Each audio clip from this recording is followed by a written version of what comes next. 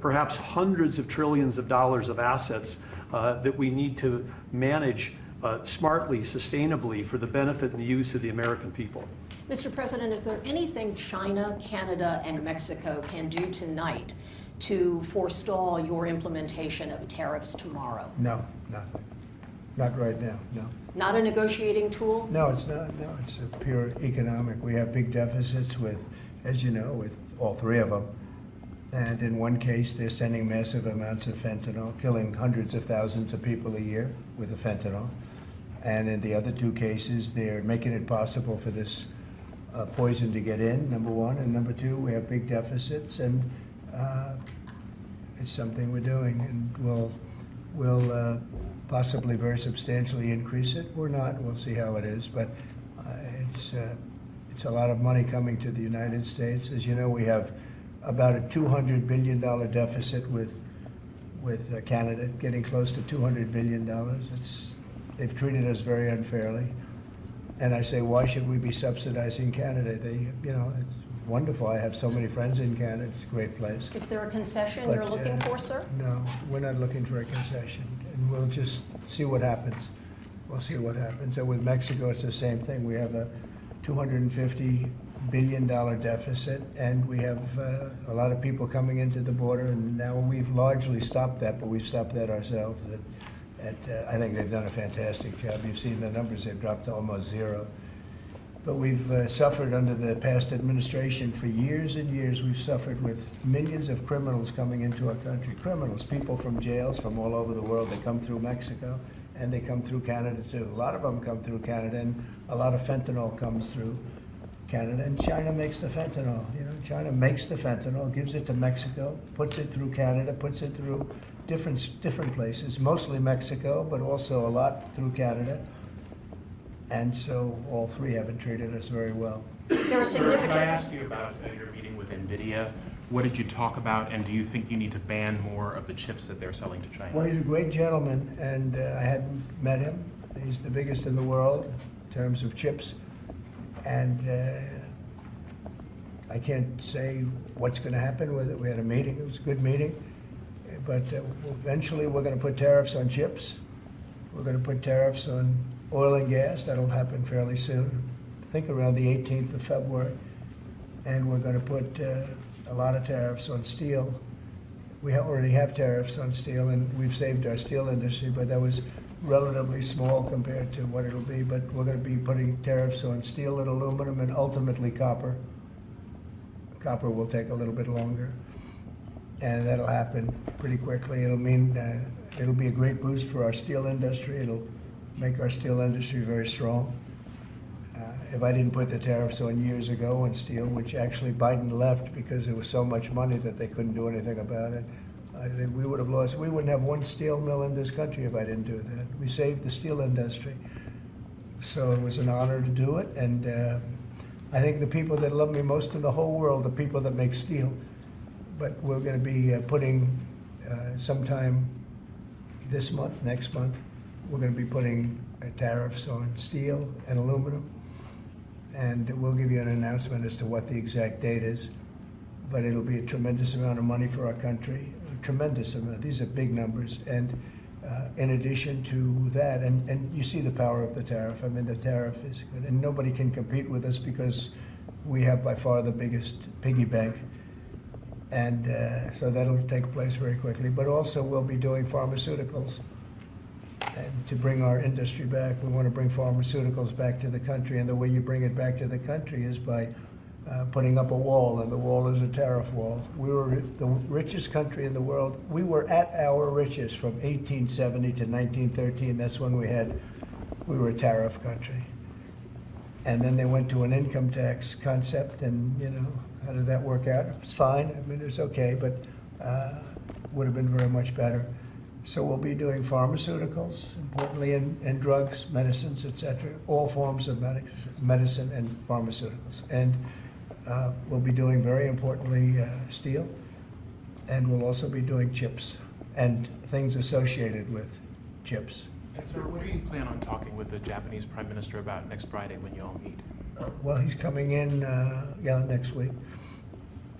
I don't know, he is for a meeting, and I have great respect for Japan. I like Japan. Prime Minister Abe was a very close friend of mine. What happened to him was so sad, one of the saddest days. But they're coming in to speak to me, and I look forward to it. Mr. President, on the crash, do you have any concerns that your commentary about things you have described as common sense or your observations could in any way interfere with the thorough investigation of the crash? No, I think they'll do an investigation. It'll probably come out the way I said it. I like to put it up front. I'm so tired of listening to things happen to our country, and then people say, we'll do an investigation, and 3 years later they come out with a report that nobody looks at.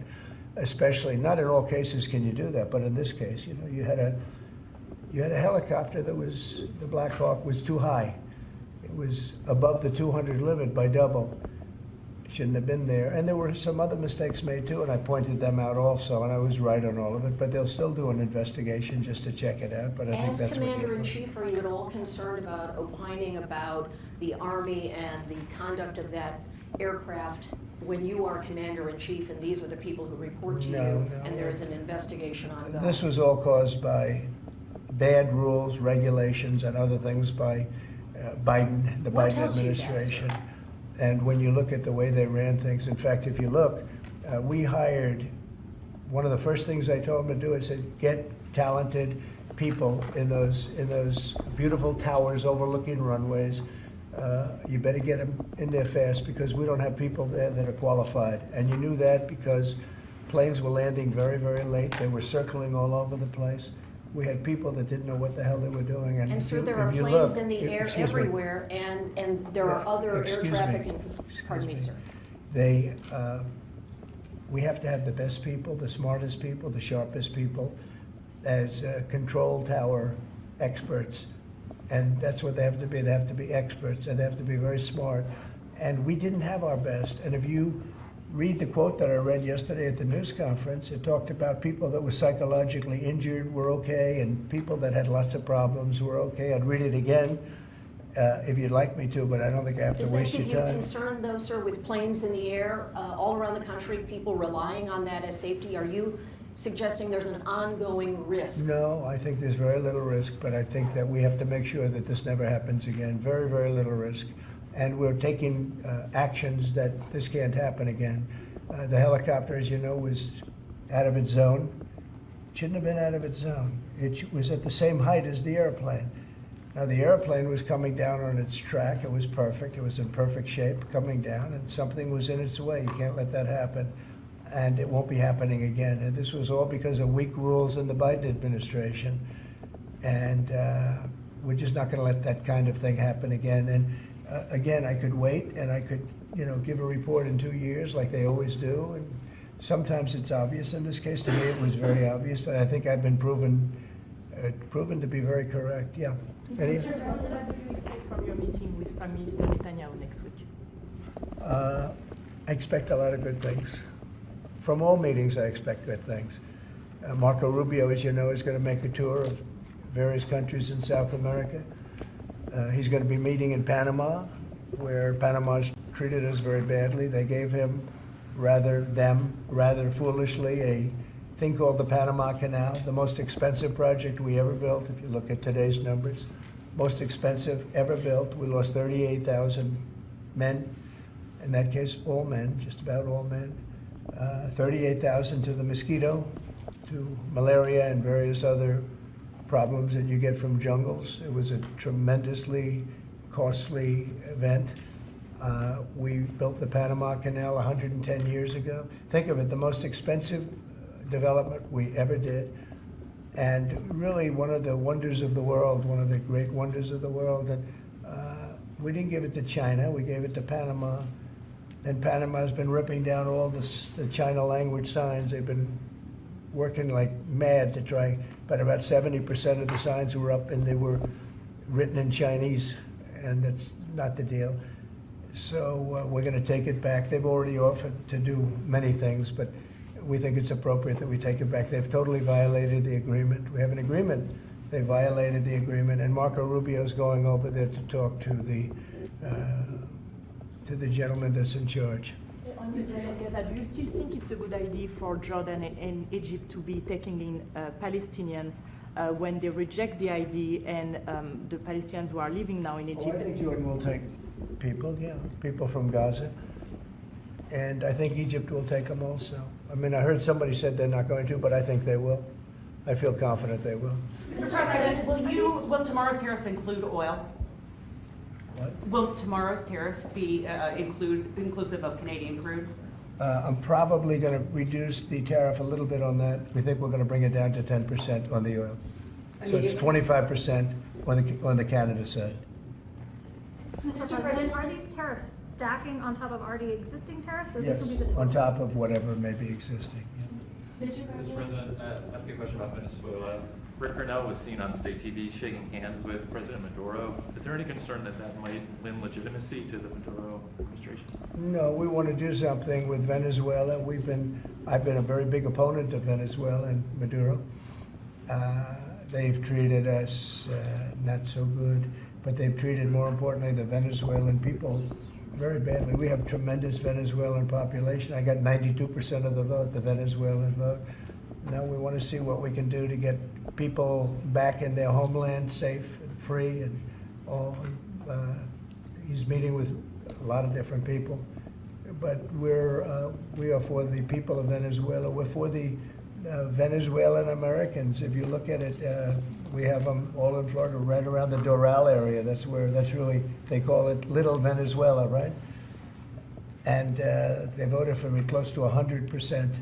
So we'll see what we can do to straighten out the situation in Venezuela. Venezuela has been very unfortunate. I was very surprised when I saw that Biden agreed to buy a lot of oil from Venezuela, because Venezuela was just about finished, the dictator. And when that happened, it brought him back to life. You know, Biden went out and they buy millions of barrels of oil. I say, what's that all about? So we're not going to let that stupid stuff happen. So we'll see what happens. We're not happy with Venezuela. We don't like the way they've treated the Venezuelans at all.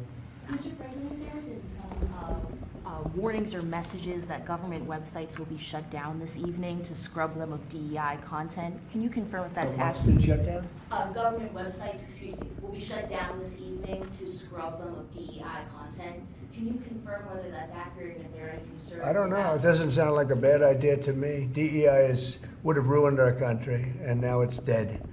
I think DEI is dead. So if they want to scrub the websites, that's okay with me. But I can't tell you. I guess probably certain people handle it certain ways. But I'll tell you who's very happy about it: the military. The real leaders, the real generals in the military, they're very happy about it. Doug is very happy about it. He's got a big group of people that are going to be working for him, really starting right now. He just got signed up, and they're very happy about it. He had a lot of DEI, everybody did, but he has not been a fan. It was really hurting our country badly. It's costing a lot of money too. You see the kind of money we're talking about? Hundreds of millions of dollars for nonsense. Now we have our country back now. Our country is back, and it's a nice thing to say. I've never seen such love. I've never had anything like it. I've never seen anything like it. People are coming up, sir, thank you for bringing our country back. We were losing our country, and I think we're stronger now than we've been in many, many decades. And the Sir, Department any of update on your call with Vladimir Putin? Well, we'll be speaking. We'll be speaking, and I think we'll perhaps do something that'll be significant. We want to end that war. That war would have never started if I was president, and we want to end that war. That war is a horrible war. Millions of young people are being killed, mostly on the lines now, mostly soldiers. But the cities have been largely destroyed, many of them. They're like demolition sites. But the soldiers are just shooting at each other. You know, it's a very flat land. I said this the last time, very, very flat land. The only place that a bullet stops is when it hits a person. And they're hitting a lot of people. They're hitting a lot of soldiers, but on both sides. You know, I think Russia would probably say close to 800,000, and Ukraine 600,000 or 700,000. And it's just a senseless situation, and it's got to stop. So whatever I can do to stop it, and we are having discussions, yes. Ongoing, already scheduled and ongoing? Have you- Already talking, yes. So you've already spoken to Vladimir Putin I don't want to since? say that, but we are having very serious Is discussions there a reason you about- don't want to? We are, well, I just don't want to say that. We're having very serious discussions about that war, trying to get it ended With Russia? with Russia, yeah. At the Department of Justice and the FBI, there are a number of high-level people who are being asked to resign or are being told they are going to be fired. Did you specifically request any actions at the Bureau or DOJ with respect to those employees? No, but we have some very bad people over there. It was weaponized at a level that nobody's ever seen before. They came after a lot of people, like me, but they came after a lot of people. No, I wasn't involved in it. I'll have to see what is exactly going on after this is finished. But if they fired some people over there, that's a good thing, because they were very bad. They were very corrupt people, very corrupt, and they hurt our country very badly with the weaponization. They used the Justice Department to go after their political opponent, which in itself is illegal. And obviously it didn't work. Are you going to impose tariff on the European Union? What does that mean? Are you going to impose tariff too on the European Union like you are going to do for Mexico and Canada? Well, you're asking me a question, because I'm sure you didn't hear, am I going to impose tariffs on the European Union? Do you want the truthful answer, or should I give you a political answer? Absolutely. Absolutely. Tariffs The European Union has treated us so terribly. You promised Americans to try to reduce costs, and so many of the products Yeah. that would be tariffed, when they come into the country, the outgoing country is not paying the tariff. The buyers in the United States pay that, and then that's passed on to consumers in Right. most instances. Sometimes.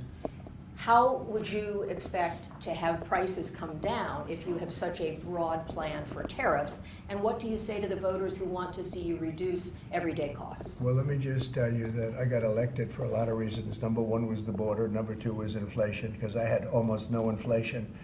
And yet I charged hundreds of billions of dollars of tariffs to countries.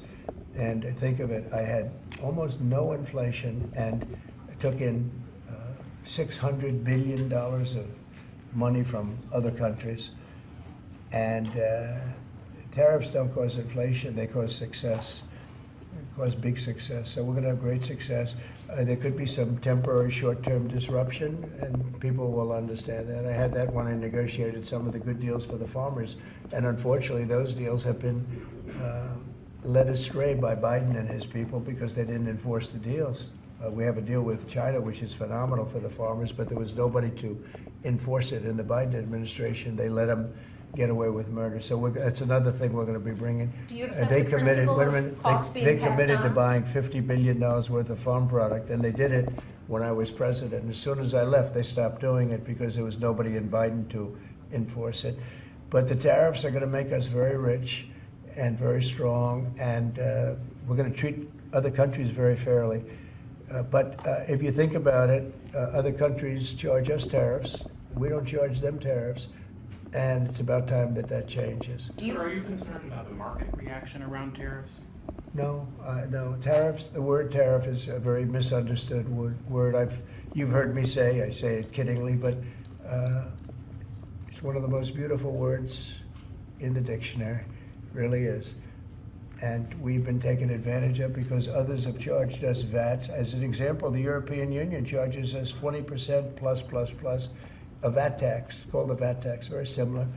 And it costs us an absolute fortune. We are treated so badly. They don't take our cars. They don't take our farm products, essentially. They don't take almost anything. And we have a tremendous deficit with the European Union. So we'll be doing something very substantial with the European Union. We're going to bring the level up to where it should be. And if you think of the European Union, then you go to NATO, it's largely the same group of countries. Until I came along, I mean, we were paying almost 100% of NATO only to get bad trade deals. And now it's been evened out, but very unfair having to do, it was evened out pretty good. Actually, I did a good job. They paid $440 billion if you look at the Secretary General's report, and he was here recently and he said that. He said one of the most amazing things I've ever seen is what President Trump was able to do with these countries of Europe, of which he was in charge of them, but he couldn't get them to pay. I went over, I said, you got to pay, and if you don't pay, we're not going to protect you. It's very simple. But very unfair is with Ukraine, because we're in for $300 billion plus, and they're in probably for $100 billion. There's a $200 billion difference, and they need it more than we do. You know, we have an ocean in between. They don't. And so they're going to have to step it up a little bit. With efforts to reduce the federal workforce, whether it's offering what we've called the buyout package or other efforts, do you have any concerns that there will be employees broadly across the federal government who might take that up? And they're a part of the many different ways that agencies protect the public, from food inspections to water safety to I know, the air but traffic everybody's controllers. replaceable, and we'll get very good people to replace them if it turns out to be more than we thought. It could be a lot, it could be a little, we don't know, but we'd love to have them leave. We're trying to remember this. We want them to go into the private sector. It's our dream to have everybody almost working in the private sector, not in the public sector. We have many people, very few people came to work. They were, you know, it started more or less with COVID, but actually even before COVID. But it started with the COVID, they didn't come back. And then Biden let them get away with murder, and they, you know, we had federal workforce like 4% coming into the office, and that just doesn't work. You know, people can say it does, but it doesn't work. You have to be unified in a group in the office. It's just it was crazy. You don't know what they're doing, and then at some point we may ask them to certify that they didn't have two jobs, meaning were they really getting a check from us, the government, and then were they also working a second job and a third job, and you know, on government time. And many of them will say that they did, you know, which is not legal, but it's a problem. It's a problem. No, we want to get that out. We want to clean it out. You know, people have been trying to reduce federal government now for 40 years, 45 years, and they haven't been able to do it. And this is a way of doing it, I think, very nicely. It's sort of a buyout, too. I think we're treating people very good, but people don't come to the office. They won't have a job starting on that very special date, so we'll see how that works out. I mean, nobody knows how that's going to turn out. Everybody might show up to the office, and maybe a large number won't show up. But if they don't show up, we've accomplished a very serious goal. We're trying to reduce government. Does Mr. Musk or any of those associated with your DOGE effort, do they have any direct access through the government systems to how money is dispersed? No, nothing. No, they are. This has nothing to do also with the federal cutting, you know, with this federal cutting. This is very separate. This is if you don't show up, you don't get paid. But DOGE, I think great progress has been made. We're talking about cutting over $1 trillion of waste. We're talking about waste. We're not talking about we're going to love and cherish Social Security, Medicare, Medicaid. We're not going to do anything with that other than if we can find some abuse or waste, we'll do something, but the people won't be affected. It'll only be more effective and better. And our country, as our country gets richer, the people on Social Security, Medicare, Medicaid, those people are going to be more secure. If Biden had gotten elected, Social Security was going to fail because the country was failing. It was going to fail. The country was going to fail. And therefore, the Social Security, Medicare, Medicaid, and all of the other things that you may get would not be able to be paid.